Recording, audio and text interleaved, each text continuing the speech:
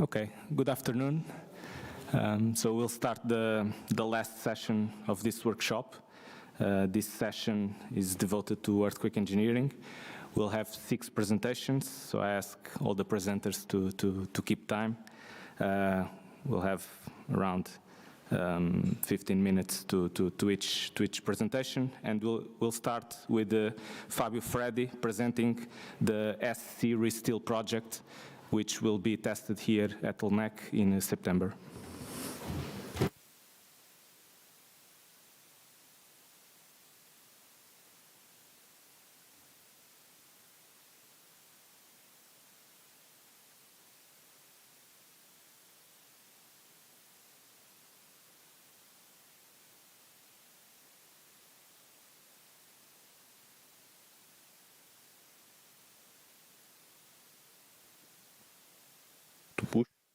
Push, yes. Thank you, Mr. Chairman. Hello, everyone. Thanks for being here. So I'm going to present the work that we are doing for the self-centering Resteel project.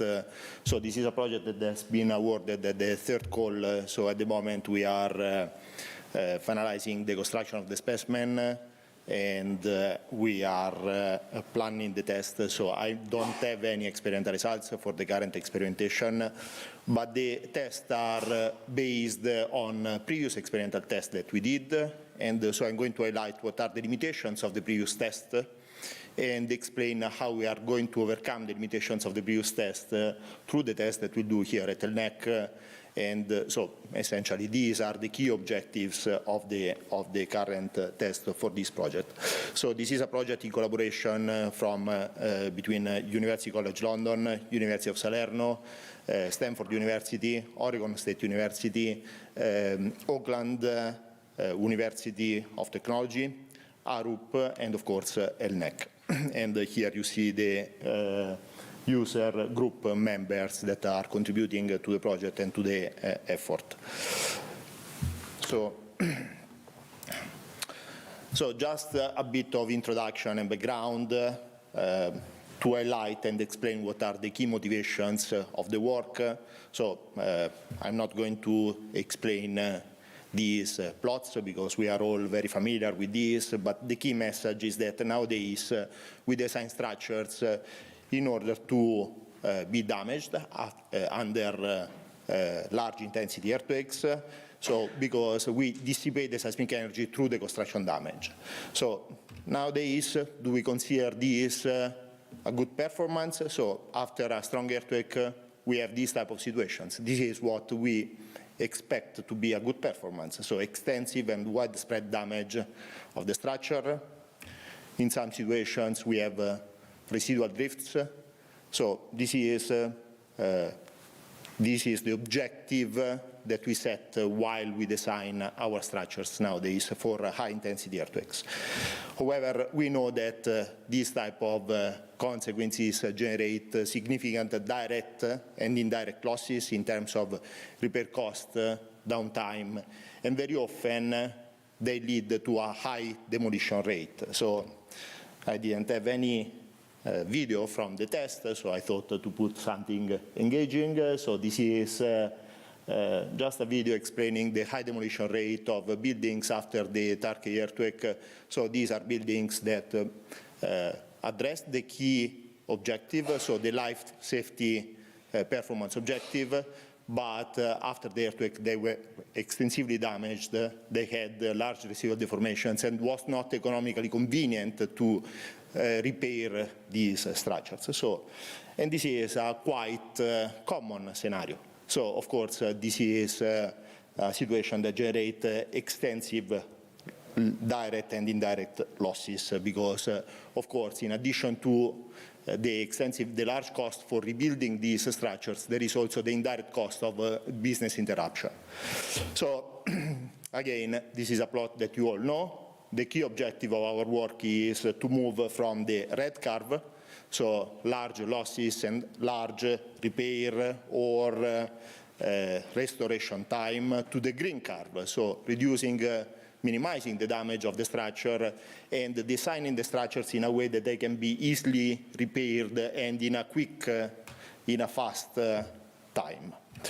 So in our work we focus on self-centering and low damage or damage-free structures, in particular focusing on logging systems, where the rocking is controlled through post-tension bars equipped with the disc springs that allow us to calibrate the stiffness and the strength of the post-tension bars. And we dissipate the seismic energy through friction devices where we don't have essentially damage and are very easy to repair if there is some slip. And the result is this flag-shaped response that characterizes self-centering structures. So, as I said, I'm going to give a bit of background of what we did in the past and what driven the proposal for this project. So, this is a column-based connection which is made with two parts, an upper part with slotted holes, and that is connected through, and the splice is formed through friction devices. You see the friction shims that are the yellow plates, and there are post-tension bars to control the rocking response with disc springs. So this is a column base that has a cost that is approximately equivalent to the one of a conventional column base. The increased cost is almost zero. This is a video of an experimental test that we did for a component test, and you see that there is a gap opening, you see the post-tension bar, and this is the final response with the flag-shape behavior. We did also some large-scale tests on a two-story structure. These were pseudo-dynamic tests, and we did several tests considering several records, but what I want to show here are the free tests 1, 7, and 8, which have been performed, all of them with the same record, the Imperial Valley, with a quite large PGA of 1.1. And so the key message, and this is a very important result of our test, is so between test 1 and test 7, of course, there were additional 6 tests in between. And you see that the performance of test 1, the response of test 1 and test 7 is exactly the same, which allow us to gain confidence on the repair method that we used in order to have a structure that has exactly the same performance of a new structure. And this is a very important result. The other result that is interesting is to notice the large residual deformations that we had in test 8, and this is a test with the equivalent column base without post-tension bars, so highlighting the effectiveness of the post-tension bars in reducing the residual drifts. So the repair method is very simple. It's just about loosening and retightening the bolts, and is a very quick operation as well. In our structure, which is a small specimen, of course, is a 2-story, 2 frames, 1 bay, so it's not like a real structure, but in our case, we took 15 minutes to repair the structure. So, of course, this time can be used in order to scale up and to apply these measures to a real structure. And one additional interesting thing is that, of course, our structures are self-centering, but with very, very large intensity earthquakes. We had some small residual deformations, still within the limit of reparability. And so in this plot, you see, in the plot that you see here on the left, you see the interstory drift in the vertical axis and the time normalized in the horizontal axis. And you see that when loosening the bolts, the structure goes automatically back to 0 residual deformations. So this is an operation that takes 15 minutes, no more than that. So we have a structure that can be easily repaired after a strong earthquake. The situation is different when I don't have PT bars. And you see here the response, and even loosening the bolts, there was no beneficial effect in reducing the residual deformations. Keep in mind that reducing the residual deformations is an operation in a real structure that is very complex if you don't have any internal system to take care of this. So the limitation of the previous work, the previous work highlighted the benefits of this solution, however had some limitations. So first of all, we did the pseudodynamic test, which require assumptions on the damping. The damping is damping coefficient is something that is not very clear in these systems, because due to the rocking you have some impacts at the connections, and this is something that we couldn't quantify. Of course, there were no considerations about the influence of the vertical component of the ground motion. And in the previous test, we only had damage-free but not self-centering beam-to-column connections. And of course, a pseudodynamic test takes a very, very long time, and so we have limited data. We managed to do 8, 9 tests. So given these limitations, the objectives of the current project is to overcome these limitations by performing a shake table test here at ELNEC. So the tests are going to be performed on a 3-story scaled 0.6, still a large-scale structure. And you see here the test essentially is on the red frame, that is the moment-resisting frame. The gray frame is a gravity frame that is there to provide out-of-plane stability and to apply the masses and the loads. And in parallel, we are going to perform tests on subassemblies in order to investigate the response of the beam-to-column joints. So in particular, so the project is divided in 2 phases. So the phase 1, that is the test on the subassemblies, and here you see that we are going to test 2 different configurations of subassemblies, and then there will be the test here at ELNEC on the 3-story structure. So here you see an overview of the connections, not very different with respect to the picture that I showed you before for the column basis. We are going to test these by considering the presence or not of the post-tension bars, and these, of course, significantly affect the response. We will have a much more square hysteretic loop, but no self-centering response, and vice versa. And also for the beam-to-column joints, we are going to investigate both configurations. So one interesting aspect is related to the fact that whenever you have rocking at the beams, you have this effect that is the frame expansion, because of course the rocking of the beams generate a beam elongation, and this could generate both damage of the slab from one side. On the other side, the increase of the axial force in the beam, the issue is that you lose control on the actual rocking mechanism, because the rocking is highly affected by axial forces.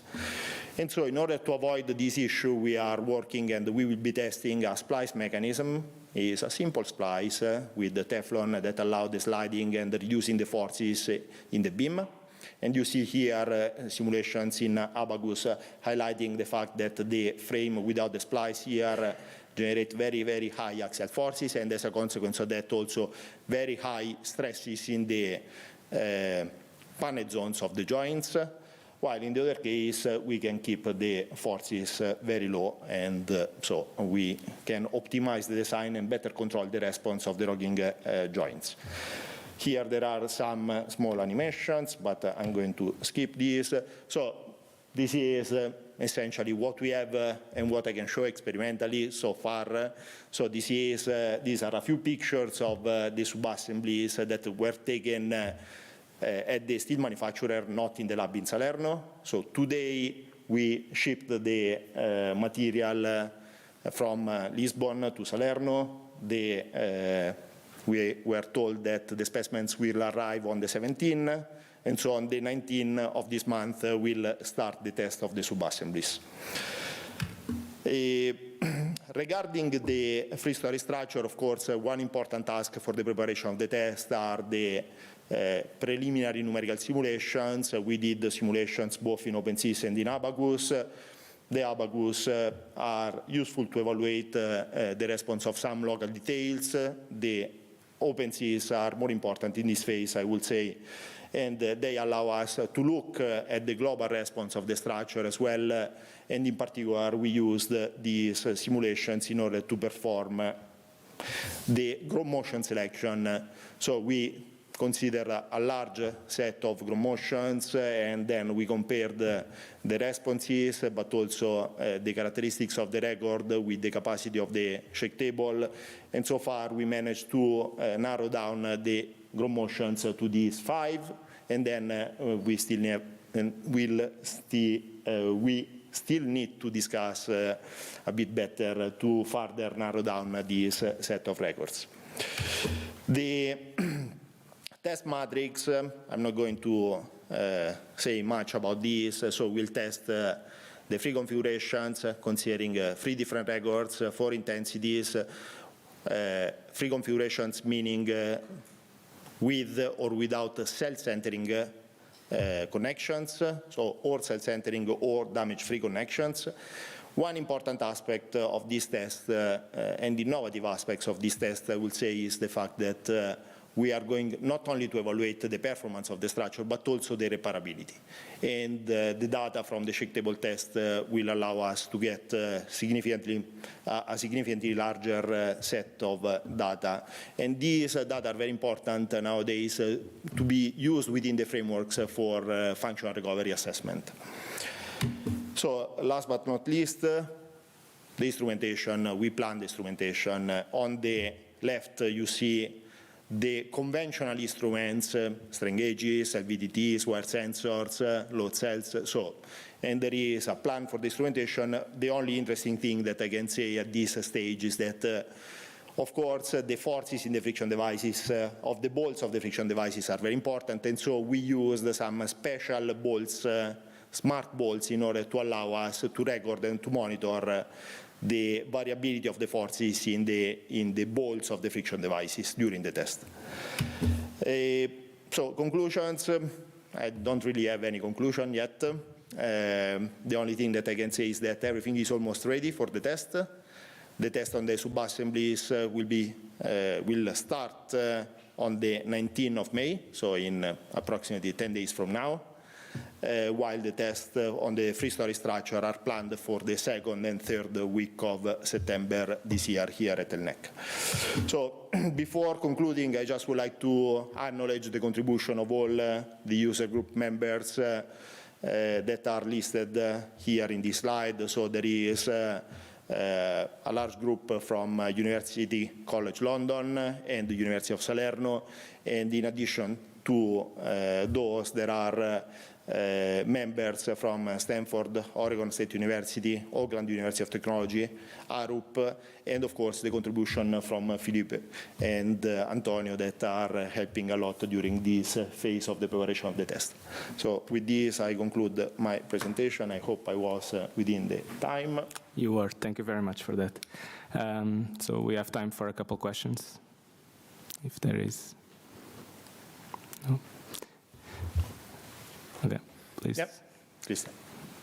There's so that graph that you have in the last slide, that is using friction devices, right? The residual displacement that you get of 0.5 or less than 0.5. So I'll go back because I have a bigger, same plot in a bigger, this one. No, well, I guess here as well, but in your response history, yes. So this is, when you said without PT bars, it's with friction devices. Is with the friction devices. So you will tend to have higher residuals with friction than with a conventional design. What do you think of these limits of 0.5 and 2%? Because as very good question. You would have seen some very good based question. on analytical work only. That when you link these to the actual hazard in the site, you seldomly, overshoot the limits of repairability and drift in residual drift for realistic conditions. So, so I mean nowadays the recommendations about residual drifts for repairability are those provided by the FIMA 58. So 0.2% for no need for alignment, 0.5% for saying that the can be repaired and is economically convenient to repair the structure. But of course, all these limits in the literature are based on conventional structures. But what I mean is that if you look at a conventional structure, you will get a residual deformation that is lower than that, right? Because this is already accounting for the frictional device will already give you a slightly higher residual drift than a conventional design, no? The residual, typically yes, I would say yes, because of the low hardening of the friction device. So the structure without PT bars and only with the friction devices, we expect to give residual deformations that are larger with respect to a conventional structure because of the response of the friction devices that have a very low hardening. Yep. Okay, thank you, Fabio. Thank you. So we move now to...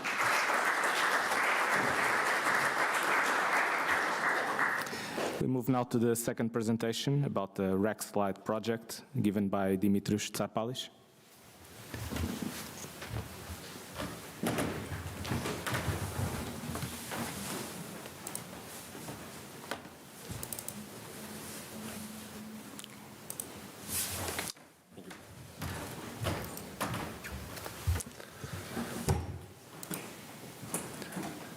Good evening, everyone. I am Dimitris Tsarpalis. I am a postdoctoral researcher in the National Technical University of Athens.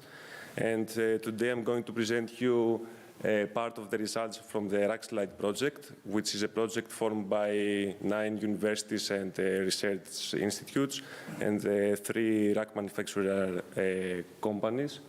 And it deals with pallet sliding on steel racking systems. So first of all, a brief introduction on this kind of structures, because they are not very common.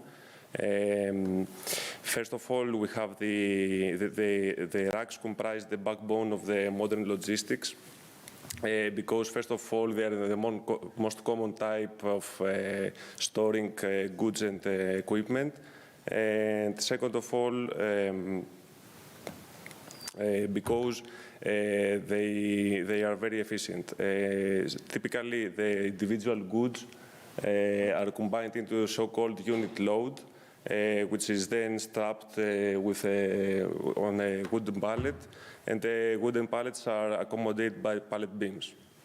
We have 2 main directions, the one used by the forklift or the robotic equipment, which is called the down aisle direction, and perpendicularly we have the cross aisle direction.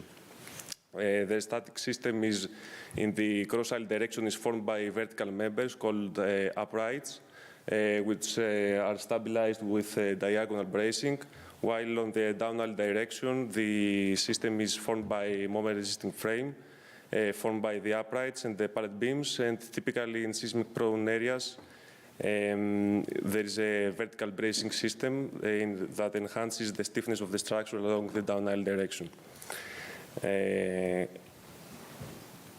And these steel members are typically very heavily optimized. So we are talking about thicknesses of lower than 3 millimeters. They are thin walled sections with a lot of perforations in order to facilitate the logistic processes. And another key aspect with racks is that the pallets, the unit loads, comprise mostly the large percentage of the total mass of the structure, so about 90 to 95% of the total mass. The problem is that in order to facilitate the logistic processes, there is no mechanical fastening between the unit load and the supporting beam. And for this reason, sliding can occur if the inertia forces due to the seismic excitation exceed the static friction. Typically, the friction constant in static friction of the wooden pallets is about 0.5 to 0.6. We will get back to this later. Now, sliding can produce both beneficial and detrimental effects to the racking structure. The beneficial effect comes from the fact that sliding behaves like an isolation mechanism, let's say, that reduces the apparent mass of the rack during the earthquake excitation. However, excessive sliding can result in pallet disengagement from the pallet beam, and this can create a lot of problems, especially if the pallet falls from very high load levels. So the impact to the supporting rack will be quite strong.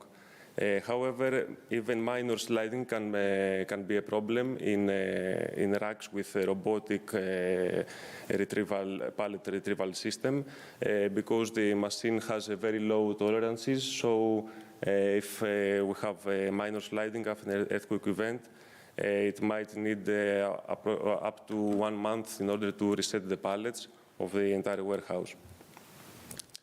This is an example of a collapse of an automated rack-supported warehouse in Emilia-Romagna. This is not necessarily attributed to pallet sliding, but you can see the seismic vulnerability of such kind of systems. And moreover, in the cross-aisle direction, we can see that we have very small margins of safety.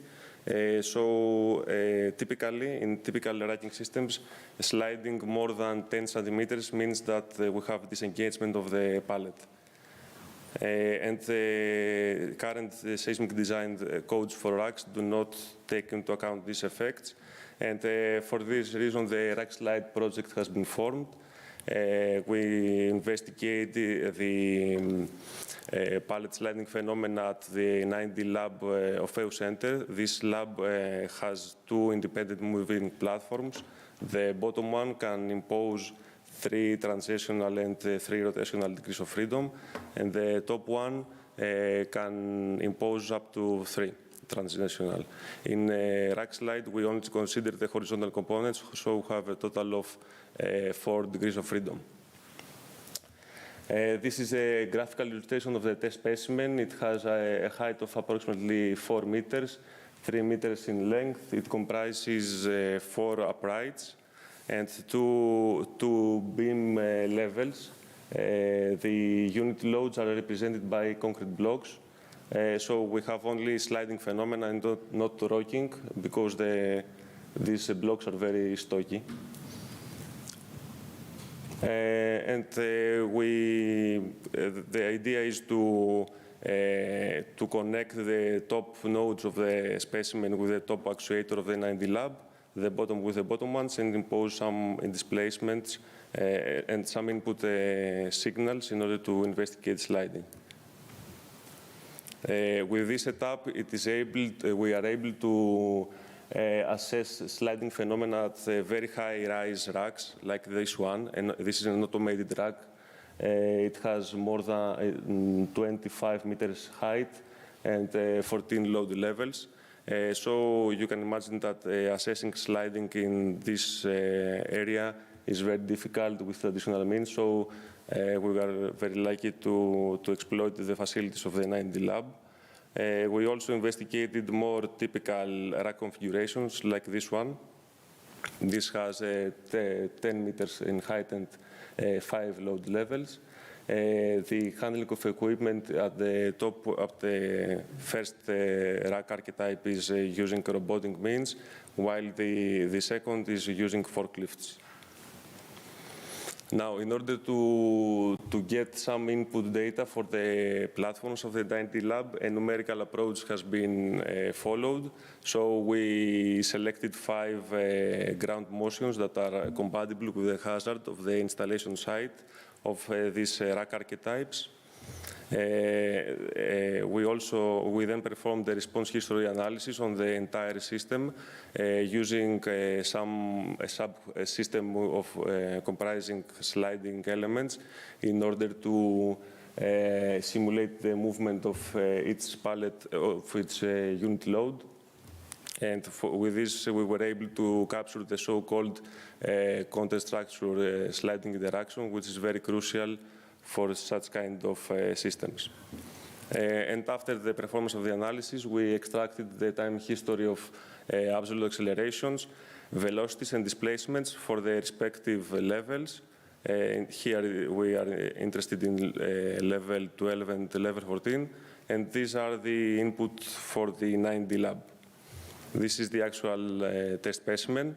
We can see here the bottom table and the top one. We also installed the cable system in order to take into account the increased stiffness that is provided by the vertical bracing of the racking system. Regarding instrumentation, displacements were recorded using an optical tracking system, which consists of a set of cameras and markers. And with this, we were able to measure the relative displacement between the pallet and the supporting beam, so we can get the sliding displacement.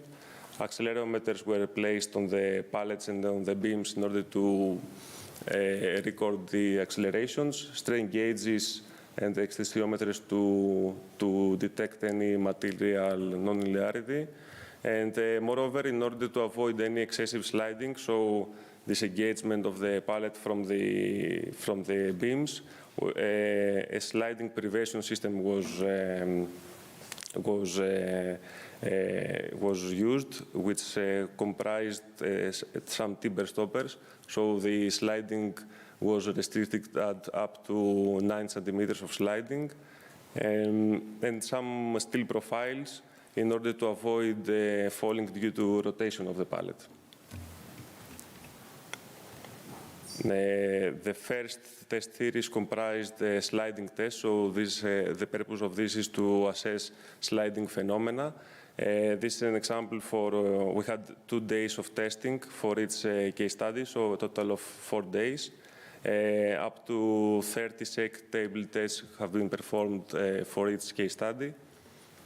And and also the excitations were applied incrementally from low intensity up to either we observed, we hit this 9 centimeters of sliding, or we hit the performance of the shake table test.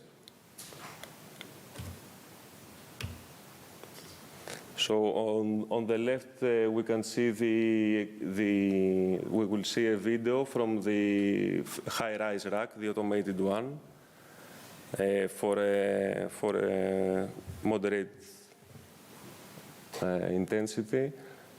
One key observation here is that, first of all, the bottom pallets, almost in all tests, moved way less, slided way less than the top. And this is because on the top level we have higher absolute accelerations or floor accelerations.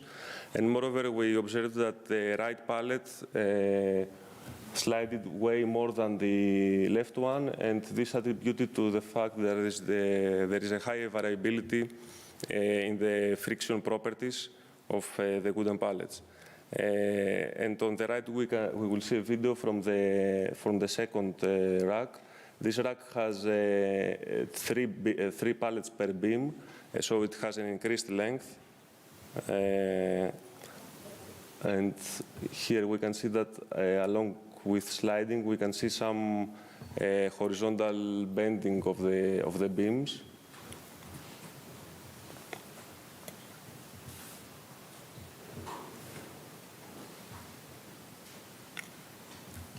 Okay.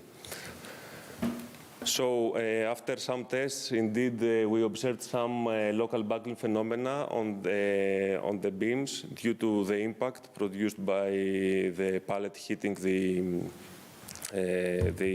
beam, and this was especially crucial for the lengthy beam and not the one with 2 pallets. Moreover, after successive testing, deterioration of the beam surfaces was detected. So essentially the paint wear off. And there is another observation that due to the deflection of the beam, both pallets along the down aisle direction had the tendency to move towards the center. Now we move to the collapse test. So after we assess sliding, the final protocol that we imposed is a collapse one. So we took some input motions from the bottom of the structure where the drift is maximized, and what we want to assess is the validity of the so-called plastic ovalization strategy, which is a strategy that relies on the failure of the diagonal bolted connection. So this is the part that we are interested in having failure, while all the other members remain elastic.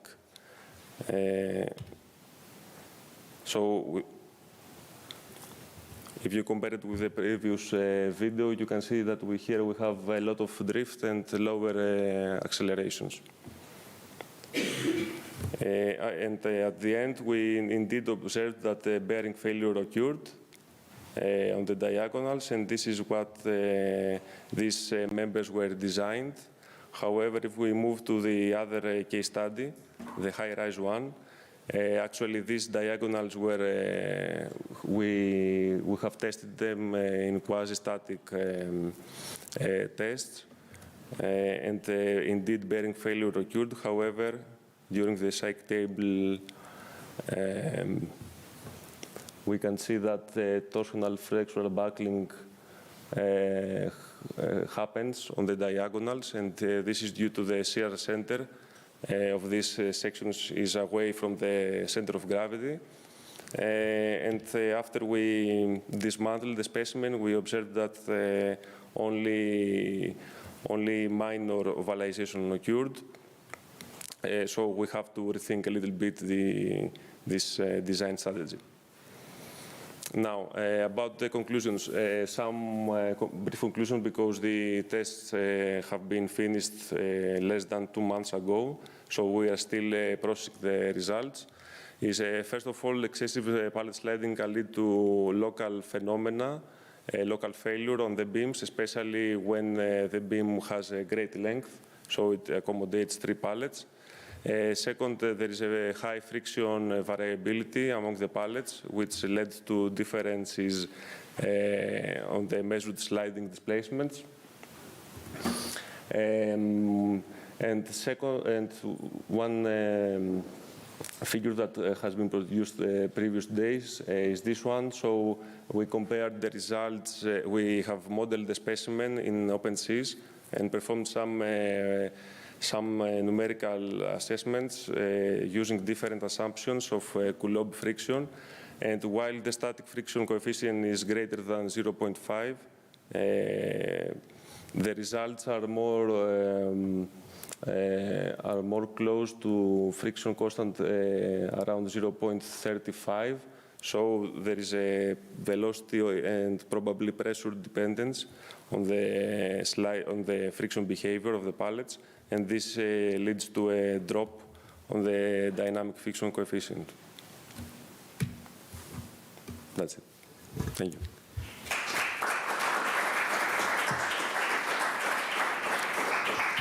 Thank you very much, Dimitrios. We have time for a couple questions.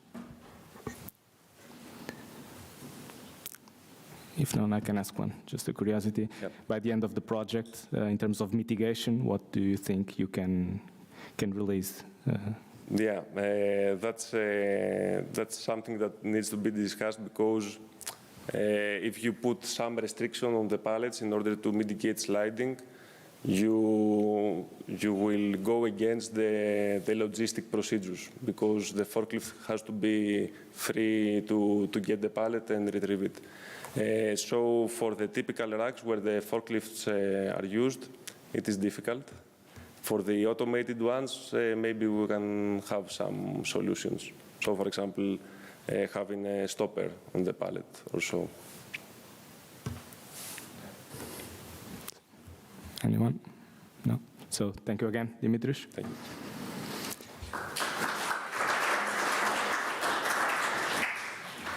Okay, we move to the third presentation, Flat Joy, given by Enrico Tubaldi.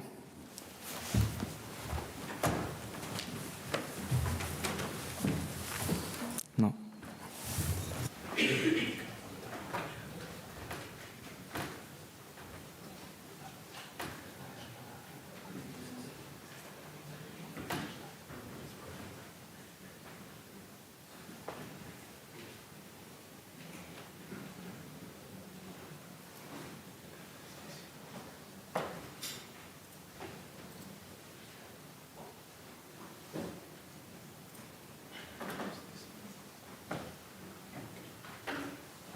Hello everybody.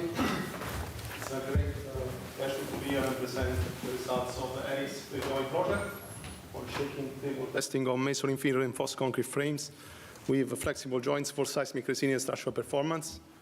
For this project, I had the honor to lead a large group of academics from different institutions and people from the industry and from research centers, and we had access to the ERIES laboratory in northern Macedonia. But let me jump straight to the motivation of the study. All of you are aware of the high seismic vulnerability of masonry fields that is leading to significant direct and indirect losses, and often loss of lives in the case often of autoplane failure. And in the last 20 years, researchers have been working on developing different solutions for addressing this issue. And sliding and flexible joints have emerged as the most effective ones, in my opinion, for preventing field damage. You see here two figures representing two different solutions that have emerged within INSISME project. On the left, it's a solution developed by TARC Rubber Research Center and University of Padua, involving the use of horizontal rubber joints that increase the flexibility of the infill panels, dividing it into different sub-panels that slide past each other with most of the deformation localized in correspondence of the rubber joints working in shear. And also there are vertical joints that limit the contact stresses between the panel and the frame when the frame deforms. This is called a compliant system because still it participates to resisting the inertial loads and adds stiffness to the system. On the right, we have a different concept, the INODIS system developed by Marko Marinkovic, who is here, and Professor Christoph Butenberg from Aachen University. And this is a decoupling system that essentially has the objective of fully isolating the infill from the surrounding frame.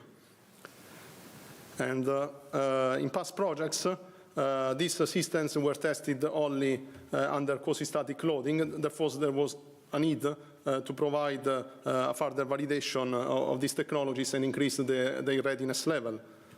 And within ERIES FLEJOY, we have addressed these different objectives to demonstrate and compare the effectiveness of the two joint systems under more realistic loading conditions, including shaking table testing, obviously, and also considering the presence of openings within the infields. We also looked at investigating the contribution of the joints in the system one that are presented with horizontal rubber joints to the dissipative behavior to the system to check whether the added damping of these joints could be beneficial in terms of global performance of the structure.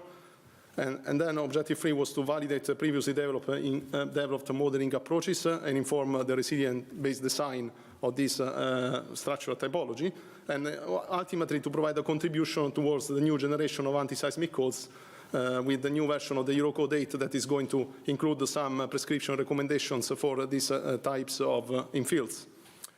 So the specimens that we consider are two full-scale, single-span, single-story 3D frames, which are representative of an infilled reinforced concrete building, and the reinforced frame is the same for the two prototypes, and is actually the same as a frame previously tested within a past Syria project called the INMASPOL that involved the testing in ISIS, and was about retrofitting infill walls with polyurethane.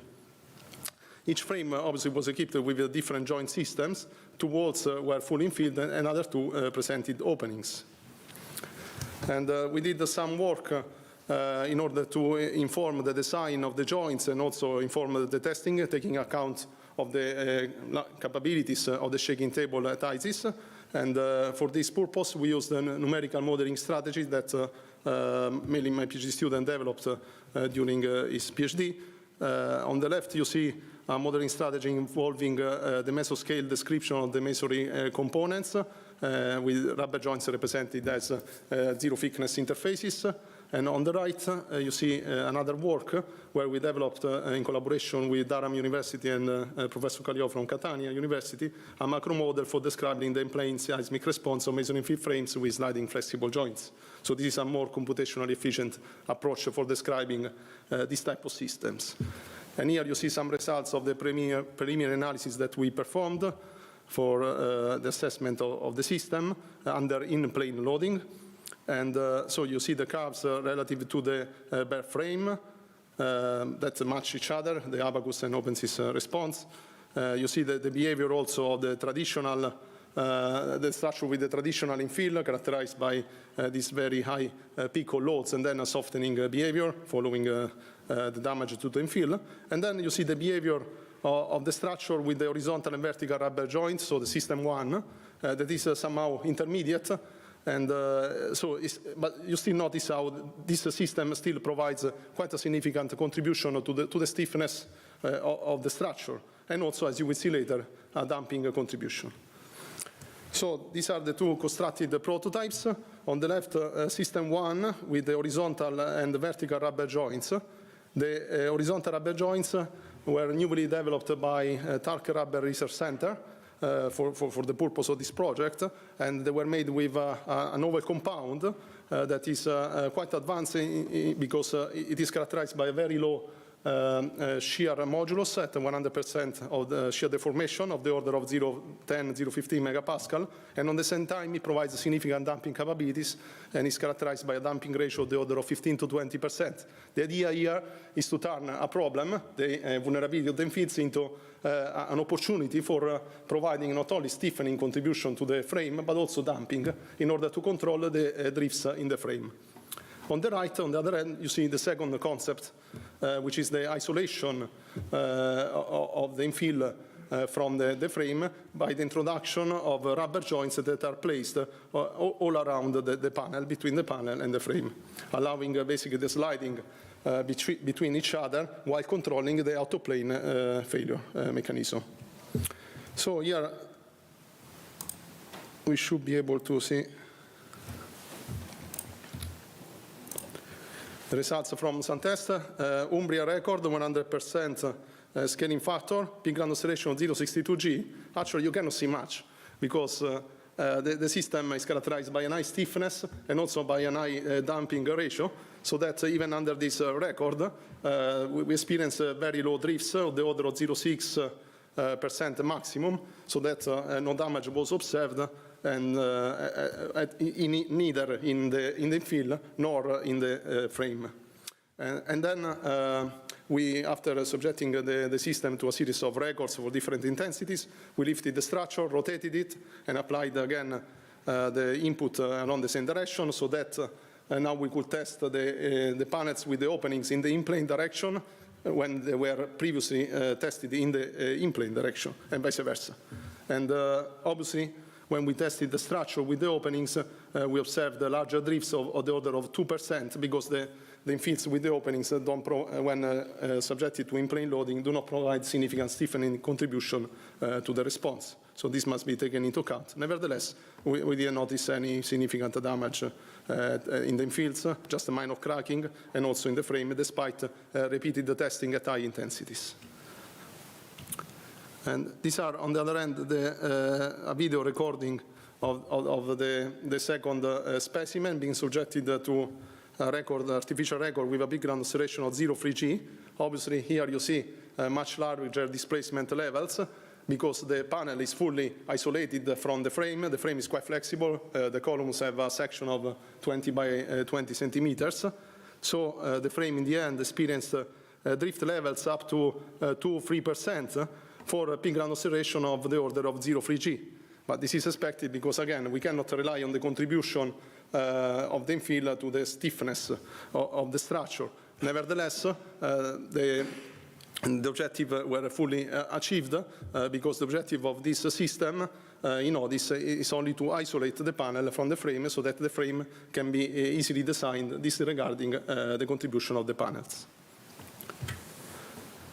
So we had the opportunity of applying also digital image correlation analysis in order to gain a better understanding into the strain field within the wall. So you see some results here for the second system, and in terms of maximum principal strains.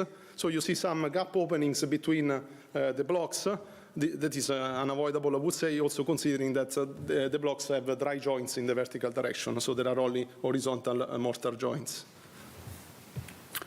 And then, quite likely, the system behaves as a single degree of freedom system, and it was relatively easy to perform some dynamic identification and infer the stiffness of the wall system and also the damping with different algorithms that have been tested for this purpose.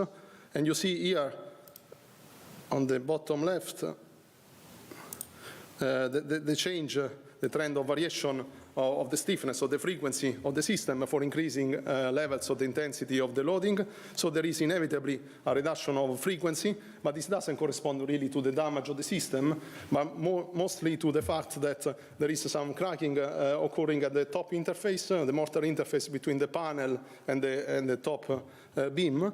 We're talking about the system 1. And the other fact to take into account is the softening of the rubber with the effective stiffness of the rubber that reduces for increasing level of deformation, as expected. But very interesting to observe is this graph showing the damping ratio of the structure for increasing level of the intensity. So we start from a quite large value of 0.6, 0.7, but then with the progression of test increasing of the intensity, we can achieve the damping ratio level of the order of 0.15. So we're talking about composite damping ratio for the structure, which is, you must consider it, a sort of average between the damping of the frame, that if it doesn't undergo any damage, so the order of 2 to 5%, and the damping provided by the rubber joint, which is of the order of 20%. So this proves that if properly engineered, these rubber joints can result in not only a stiffening contribution for the frame, but also in damping capabilities. So turn basically the infill panel into some sort of viscoelastic damper added to the structure, which can be very beneficial. And in fact, here you see some comparison between the performance of the two structures in terms of drifts, and for the direction 1 of loading and direction 2 of loading. So just to recap, with the system 1, with the horizontal vertical rubber joint, we had the stiffness and damping, and this results in a good control of the drift demand that allowed us to push the test up to intensities of the order of 0.7 G in terms of PGA. And so we achieved a good performance from this point of view.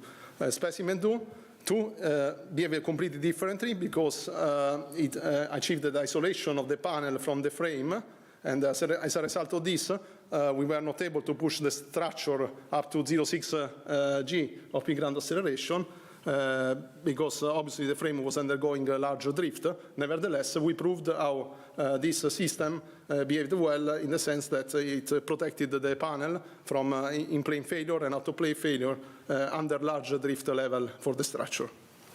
And finally, some comparison in terms of absolute accelerations.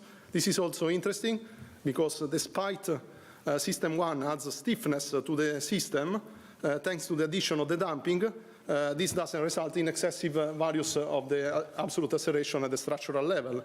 So there is a benefit also in performance of the non-structural component. So for a PGA of the order of 0.7, we end up with a maximum acceleration, absolute acceleration at the top of the structure of the order of 0.9, so very small amplifications of the acceleration with respect to the base. And this is very interesting. On the other hand, also in the case of system 2, we are dealing with lower acceleration levels because we are not adding a significant stiffness to the system. So to conclude, we have experimentally tested two different approaches for infill wall protection with different aims, features, and impact on the global system behavior. Both systems have achieved their objectives, and they perform very well in terms of protecting the wall. System 1 by controlling the drift demand, which is also good for controlling, obviously, the performance of the frame, and System 2 by isolating the infills up to large drift levels. We have obviously produced a significant amount of data that are currently being processed. Data paper is currently under review in Nature Scientific Data. And after this, we will proceed with processing the data and submitting the paper on the experimental results.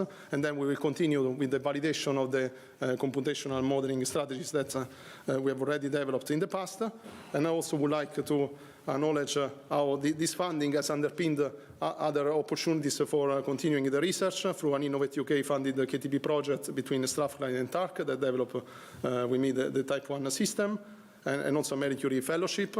And Type 2 system, the one of Inodis that isolates completely the panel from the frame, has already reached a higher technology readiness level and is currently commercialized by Regupol. So once again, I would like to thank you for your attention, and also thank all the people that contributed to this wonderful project. Thanks.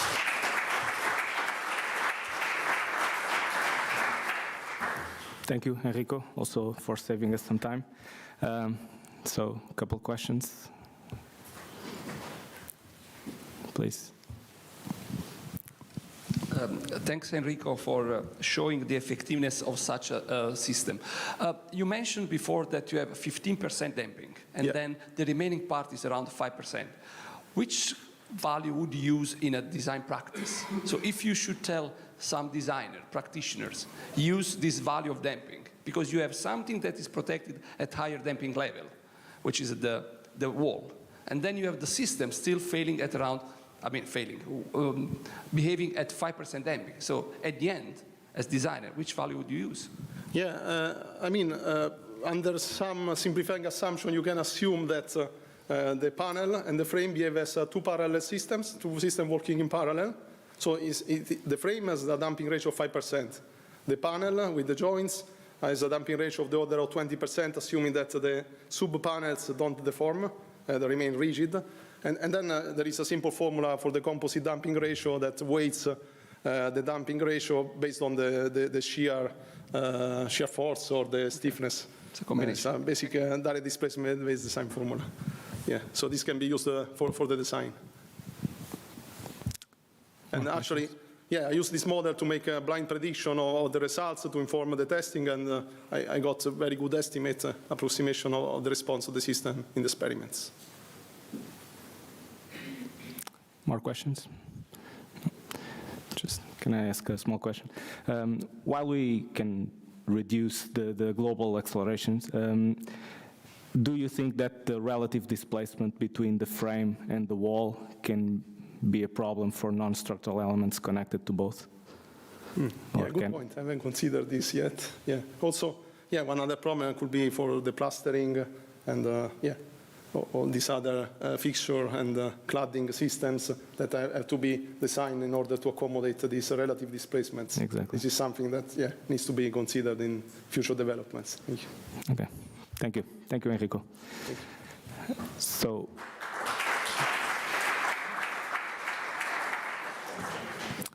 we should now move to the fourth presentation, Emilia, who I think is not here. So we should move to the next one. NFRAG project, Fabio Di Trapani, please.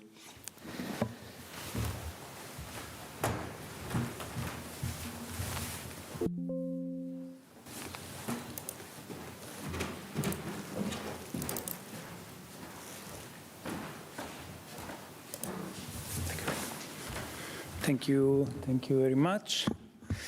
I'm going to present this NFRAG means enhancing state-dependent fragility through experimentally validated energy-based approaches. First of all, I want to show the partners. The main principal investigator is Roberto Gentile, who couldn't be here, so I'm presenting instead of him. I had this opportunity. The other components are Sapienza, Politecnico Torino, in collaboration with Asia Software, and US Pavia, Gerard is here, and US Center with Riccardo Milanesi and Paolo Morandi. So the background of this project starts from this previous paper from Roberto Gentile and Carmine Galasso, funding to somehow some energy-based EDP. In this picture taken from this paper, they state to somehow a relationship between hysteretic energy and interstory drift. But of course, there is more than this relationship between interstory drift and hysteretic energy. In fact, as you can imagine, as all of us know, number of cycles matters in the final dissipation of energy, and also the number of experienced drift amplitudes, and also there is a strong dependence on the system damage mechanics, as we will see in the next slides. So, what NFRAG has investigated? We provided some input protocols leading to the same peak drift, and estimating how they are related to the output energy of the system, and how hysteretic energy is related to the cumulative damage of a system. So the tests were performed at the ATU Center in the shake table that was designed for the non-structural components. And it was basically providing some in-plane protocols and with some incremental out-of-plane shakings up to the collapse of the infill. The specimens were 3. They were nominally identical, and I have some picture here. This is the design of the specimens. This was part of a previous experimental campaign that they were doing at ATU Center. The paper was released recently by Paolo Morandi et al. And the infill, the frame was actually a steel frame welded with some concrete to reproduce the simulate the interface between concrete and the measuring field. And there are these steel profiles designed to reproduce under certain drift limits the same stiffness of a reinforced concrete frame. So these are the specimens in the before of the test, or no, this is not before the test, but a very low drift. So just to show you the setup of accelerometers and markers for the recording of the displacements, the front phase and the back phase. So these are the protocol that we test. The SP1, the in-plane protocol, was reaching 0.65% drift. There were 6 drifts and 1 cycle per each drift. In the SP2 protocol, the same drift were reached, but 6 cycles per peak drift. And finally, the SP3 protocol, we had more drift amplitudes, and each amplitude, so there were 12 drift amplitudes, and each amplitude was repeated for 3 cycles. And after the in-plane drift, incremental out-of-plane analysis, the analysis was performed with a shaking table, with increments of 0.10 G for the first 2 specimens and 0.05 G for the second 2 specimens. This is a video, one of the video of the in-plane test. As you can see, there was a sort of sliding like the specimens that Enrico was showing before, and that this is a key issue that we will discuss later. This is the base shear displacement curve. We have also some videos of the out-of-plane test. This is the last out-of-plane test. The collapse was at 2.5 G. And this was the one with the 1 cycle per drift. I will show you the others. This is the response of the 6 cycles per drift. But as you can see, not very much more damage in the infill, just some failure at some points. But in this case, the peak floor acceleration was 1.25 G. And this is the final incremental PGA test. Last specimens, more amplitudes with 3 cycle repetition. Again, not very much damage to the infill, mostly sliding. And last out-of-plane test at 1.75 G. So after that, we collected the cumulative hysteretic energy We included also the previous test from Paolo Morandi. And observing this, it is not easy to correlate immediately the PGA at which we got the collapse for the infill with the hysteretic energy. We can see, of course, that the number of cycles matter. For example, this blue, let me show you a pointer option.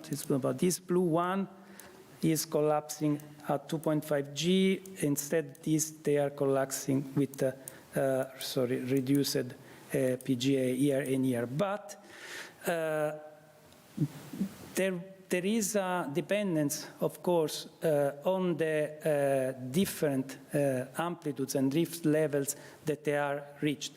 In the previous experimental campaign, this one from Paolo Morandi, they reached larger displacements, and so the out-of-plane collapse, the system collapsed in the in-plane test. There is a substantial difference between these infill and the infills that they were previously tested. And I summarize this with this ratio, that is the ratio between the strength of the bricks, of the units, and the strength of the mortar. This condition the kind of failure, the type of failure of the system. So as you remember, we have some sliding damage because the mortar was very weak in this case. It was about 1.5 megapascal. In the previous test, the mortar was the strength of the mortar was similar to the strength of the units.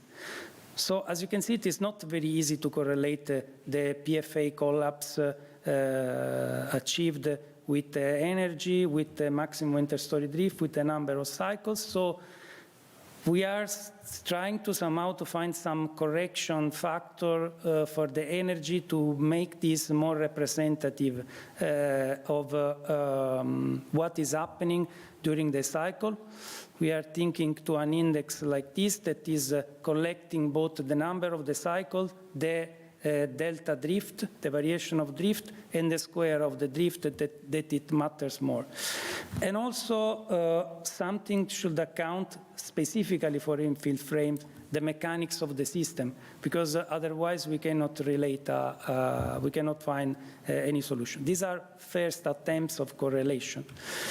But I want to show some other things that we did after the test. So we tried to simulate this specimen numerically, and we are using STKO, the scientific toolkit for OpenSys, developed by Asia Software. The advantage here is that we can model both the mechanics of the mortar, so as a continuum, and the brick and the unit as a continuum element, and also these 2D elements are layered elements, so we can model also the plaster layer, or if we want to put some reinforcement, we have many layers into the depth of the 2D shell element. We are accounting for the numerical damage based on the way of the constitutive material model is accounted the damage in this software. That is basically a correction of the elastic prediction during the iteration, going to the final converged that effective stress. So this is the cracking damage that we are plotting and that we are considering as a cumulative damage. These are the validation of the test, and you can see the simulation reproduced with STKO. And as you can see, the sliding of the units is occurring also here because we are modeling exactly the mortar layers, so you can measure the damage at the mortar layer. And we try to do some other protocols just that the models are calibrated to see what is going to happen. And as you can see, there are about 14 loading protocols with different amplitudes and with different variations. By accounting the hysteretic energy, the resulting average damage, so this damage measure actually the damage from 0 to 1 at each Gauss point, and this is sum, and this divided by the number of the Gauss points. This gives an idea of the overall damage on the specimen. This measure is about 25–30% damage in tension. It means we are measuring the cracking damage. But actually, as you can see, even if you vary the protocol and the energy, you are going to get a similar damage. And we were struggling to understand why. Actually, the answer was simple. We have a very poor mortar, so if you have something that is sliding, the energy dissipation is not translated automatically into damage. So we tried to simulate some stronger mortar. So as you can see, if you make stronger mortar, you can see cracks. You can see cracks, and you can see damage increase. And at the end, these are some 4 selected cycles, and you can see that something is changing. Okay, at the end, what we have is that, yes, the hysteretic energy, of course, depends on the interstory drift and on the number of the cycles, but there is something related to the damage mechanics, and you can see that if you look at this system here, this is the one with the poor mortar. We have some relatively high damage at the beginning, and this damage is not increasing during the test very much. This is reducing here and here by increasing the strength of the mortar, because at the low cycles the damage is not activating. But once the cycles becomes bigger, the damage is increased much more rapidly in this system rather than in the other system. So we have not a final conclusion. The project is ongoing, but the original idea from Roberto was finding some predictor based on energy for the damage and then for the fragility. So in conclusion, yes, the energy ADP dependence should include more information than the drift, more information than the cycles. Yes, peak displacement and number of cycles matter, but for this specific system that is a mesory, basically, the mechanics of the system change based on the coupling between mesory and between units, strength and mortar strength. So in this specific case, you cannot just generalize with the drift, you can generalize with the other, if you want to have an effective predictor of damage. And so the further simulation and investigation will be addressed to characterize better this EDP, energy-based EDP predictor for damage and fragility. And thank you very much.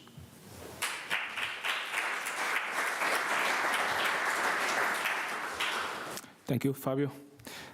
A couple of questions, time? No. Oh, okay, Enrico. Hi, Fabio. Really interesting work. Can you go back to your constitutive model? And I started the question. Wouldn't it be beneficial to have a model that is able to describe separately the two different modes of fracture in shear and in tension, and have two separate indexes for describing this? Yes. Okay, at the moment we will start using, Yes, we can account both. The constitutive model is here. If we want the damage in compression, okay, we use the damage in tension because we actually was thinking there are cracks, so the more evident probably is the damage in tension. But this depends on the system. The damage in compression that is measured by STKO is based on this red curve around the constitutive load of the material. So it's based on where you are in this regularized curve. It provides a number from 0 to 1. So the answer is yes, of course we can also use the damage in compression.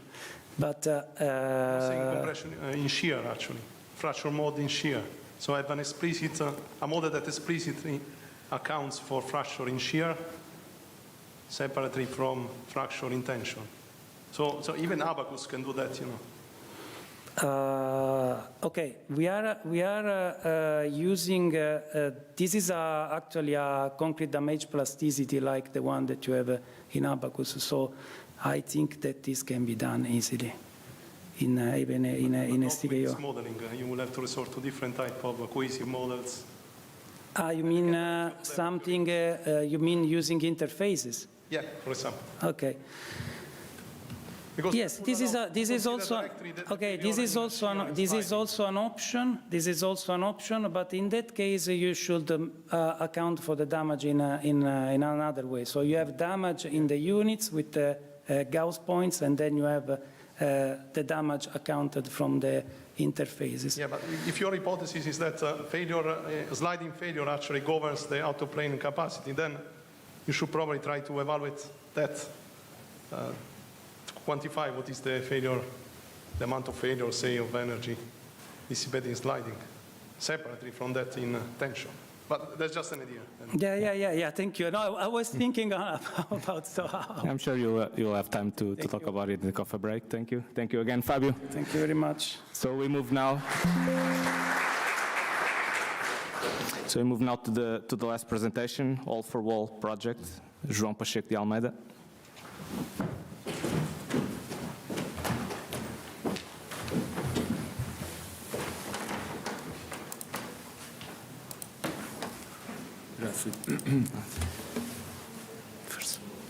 Estamos a hora? Mais ou menos.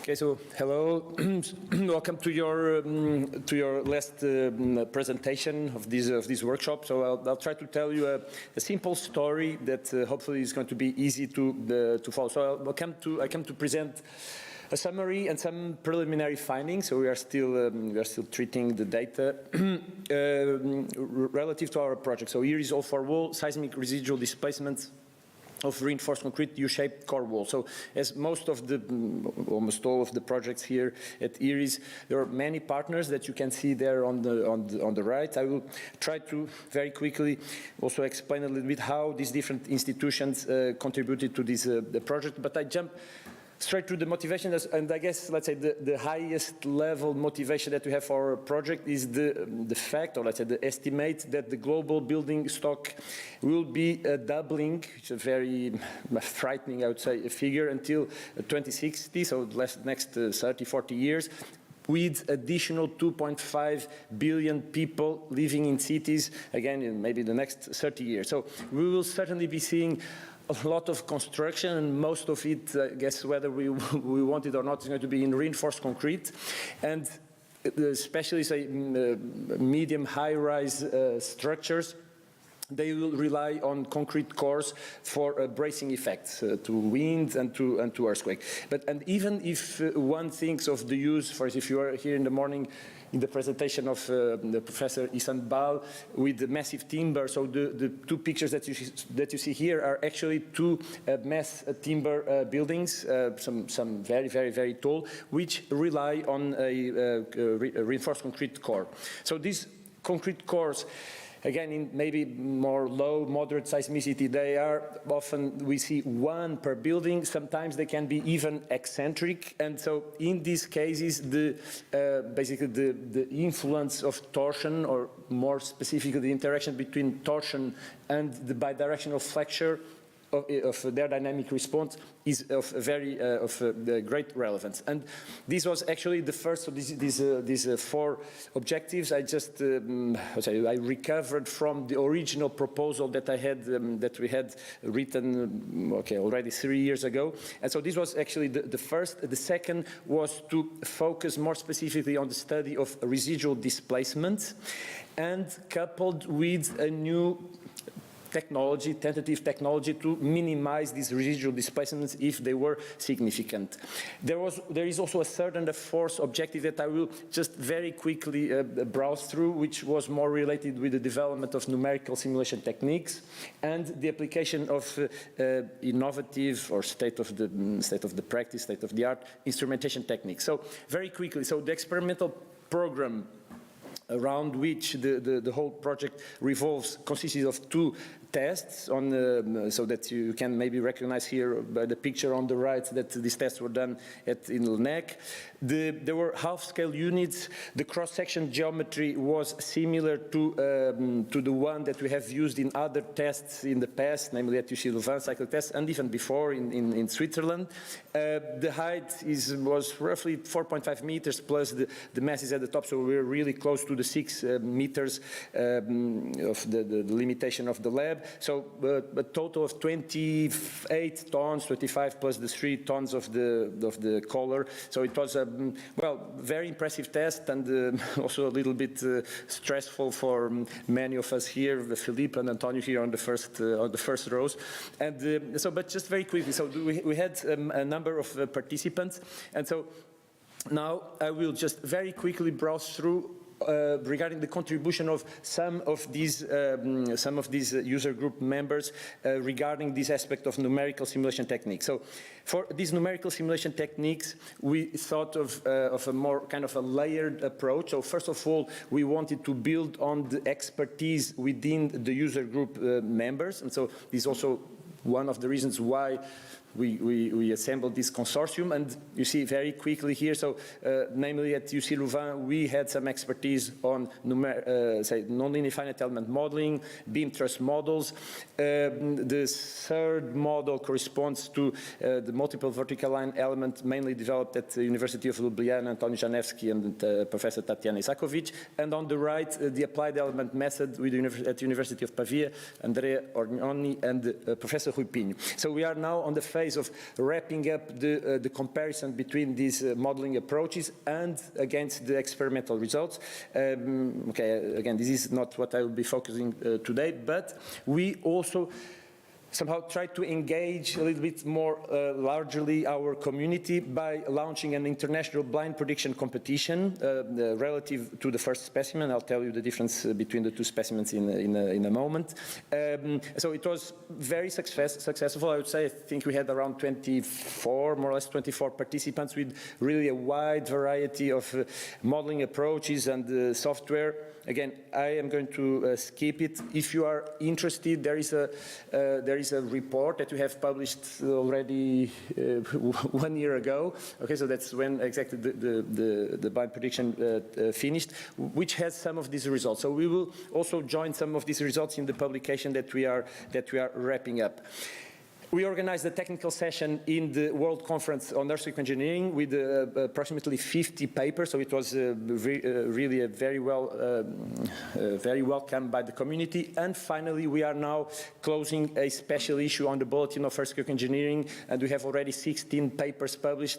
The last 4 should come out soon. Okay, so this basically it's again not the objective of this presentation today, but to show what these kind of projects can also bring more as a kind of a lateral consequence.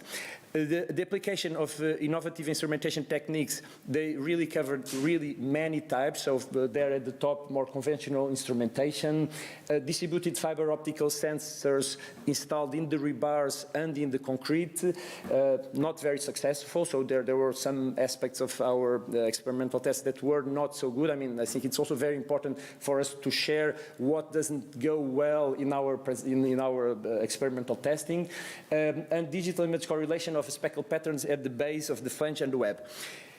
Motion capture, also a technique that we have used, and let's say video-based tracking of, let's say, painted targets in the wall. So if you are here in the morning, you have certainly saw the presentation of Ryan, and so these, and we have, let's say, this is the first publication associated to this ERIES all-for-wall. Now, I will focus, as I said, I mean, again, always a simple story on the 2 main objectives, or the 2 first objectives of this ERIES all-for-wall. And for that, I need to explain to you the difference between the UWS1, so a reinforced concrete wall that was that's classical, so completely reinforced with steel rebars, and the UWS2. which has, so in the locations that you see, so in the corners of the walls, we replaced the steel rebars by shape memory alloy rebars, namely iron-based shape memory alloys. And why did we do that? That would be, I guess, the question that is in your mind. So what you see here in blue on the left, you see that, so basically we have these shape memory rebars that go from the foundation up to, let's say, mid-height of the, let's say, the second story. And what we basically do is we, along the height of this base, let's say, of this, the first story, we shrink-wrapped this reinforcement with two purposes. One was to reduce the bond, and so basically limit on one hand the concentration of inelasticities in the rebars, but more importantly to help in the electrical insulation of these rebars with respect to the rest of the cage. So this electrical insulation had to occur not just on that on the first floor, but also in the foundation and in the first floor, because, and this is, let's say, the new technology, because we heated the rebars through Joule effect or electric resistive heating, and as we heat the rebars, there is a phase transformation, and in this process of phase transformation, the wall will be applying a pre-stress at the base of the wall. Now, did it work? The answer simply is no, okay? So, unfortunately, it did not work in most of the corners. So you see, we were aiming at a target temperature of 250 degrees. And you see that in 3 of them, we were way, way low. Okay, so there was some problems regarding the electrical insulation of the rebars, certainly in the foundation or above. And so, of course, this technology we could not have expected to have a very, very positive outcome. But some things we'll still be able to see some effect, because you see in one of the corners we actually arrived to a very decent temperature, although that was very localized. So now, very quickly, in terms of the ground motions, we, just for reference, the north-south is horizontal, okay? But so what we have applied was 9 ground, or let's say 8 ground motions plus this test run. So the odd numbered ones, so 1, 3, 5, and 7, they were applied just, say, along the west-east direction, so along the symmetric axis of the cross-section, and the other ones, so 2, 4, 6, and 8, we had simultaneously, so we had a bidirectional excitation to activate this torsional bidirectional response that we wanted. Of course, the center of mass is very different than the shear center. Here, I show you just very quickly, just one of the last ground motion of the first of the UWS1, so the classical reinforced with steel. Just a quick big preview. And, but what matters to us is to look at the results. And so the results, again, as I said, we are still treating them, but what I start by showing you here is the results along along the west-east direction, and you can see maybe you cannot see so well, but the 4 plots in the central row compare. They refer just to the odd-numbered ground motions, okay? So it's the ground motions that were applied along the vertical axis and the bidirections on the right. And the blue curve, which maybe is not very clear, corresponds to the UWS2, whereas the black corresponds to the classical reinforced unit. And so I'm not going to spend time now in discussing here maximum displacements and frequency content and the damping, so energy dissipation. They were very similar, roughly. The one interesting aspect comes when we start analyzing the response along the north-south direction, again for the same loadings, and in particular what you can see perhaps, is that the blue, so the one with the shape memory alloy rebars, had very significant displacements in the transverse direction, whereas the steel reinforced one in black had basically no displacements, as one would expect. right? Because we are applying just a loading along the symmetric direction of the wall. And this is something that you can almost see it here. If you make a little bit of an effort, you can almost see it in these videos. For instance, here is the first one. So you are seeing from the web. So the wall is going to shake, let's say, in your direction, and you will not see basically any displacement in the out-of-plane direction, right? And so this is the ground motion 1. So it's just 25% in terms of scale factor. We're really very, very, very far. Whereas for the UWS2, you will be able, so the ground motion is still, okay. Maybe you could not see it so well, but I can maybe try to,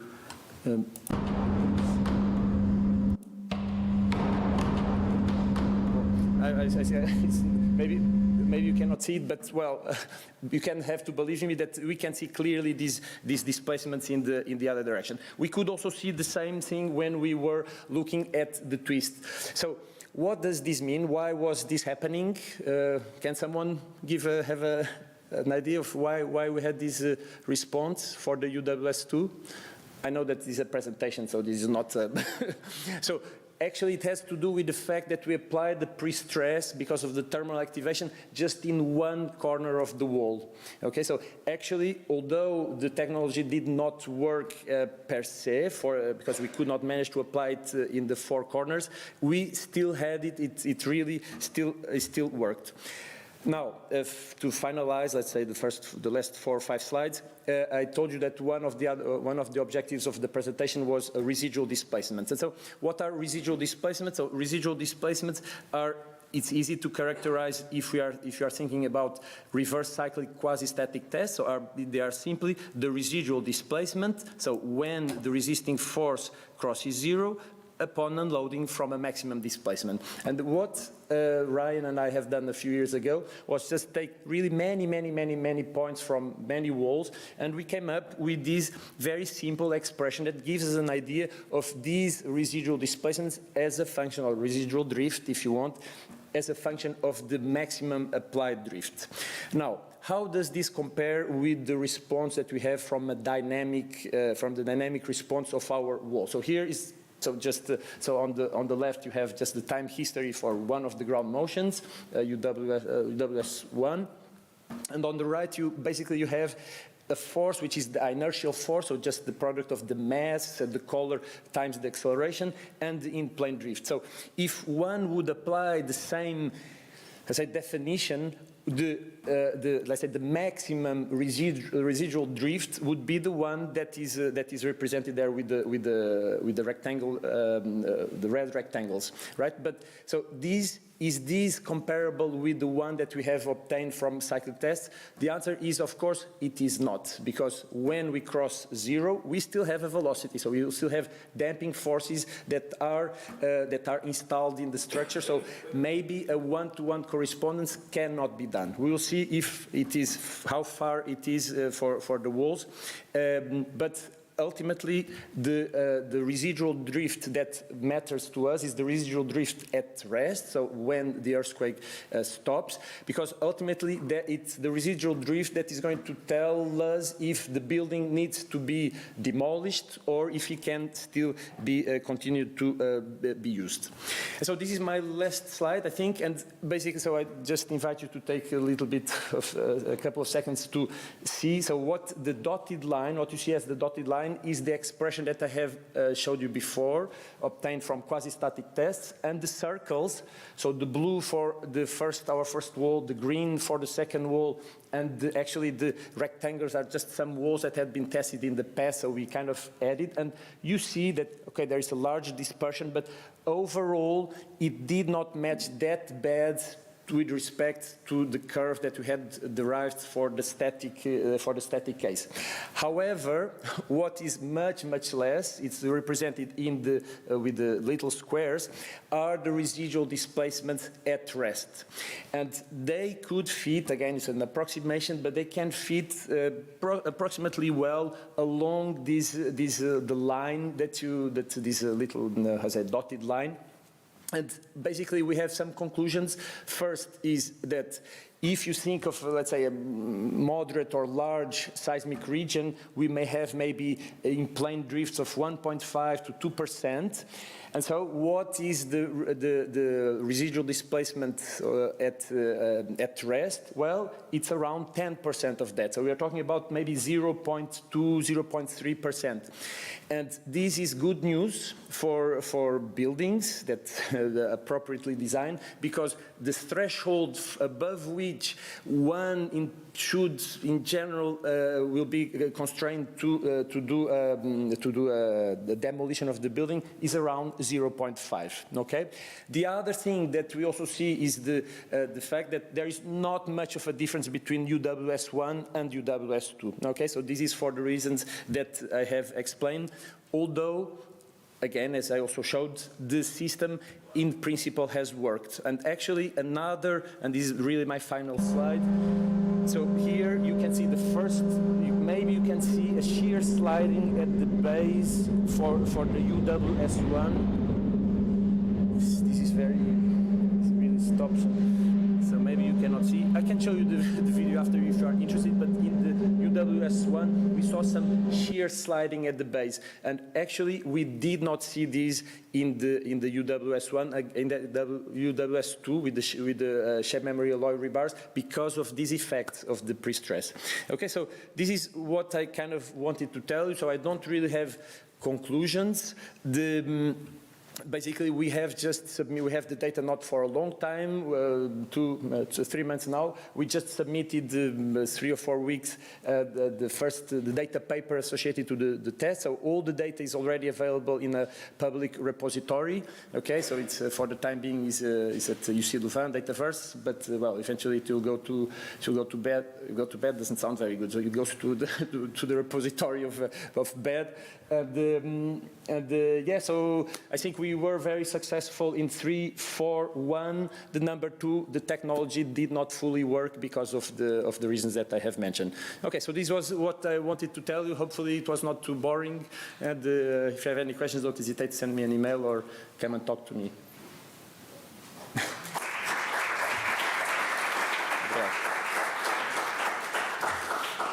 Thank you, João. We are a little bit late. There is any question? Otherwise, we move right to the coffee break, and you can ask João outside. No? Okay, let's go to the coffee break. Thanks, please.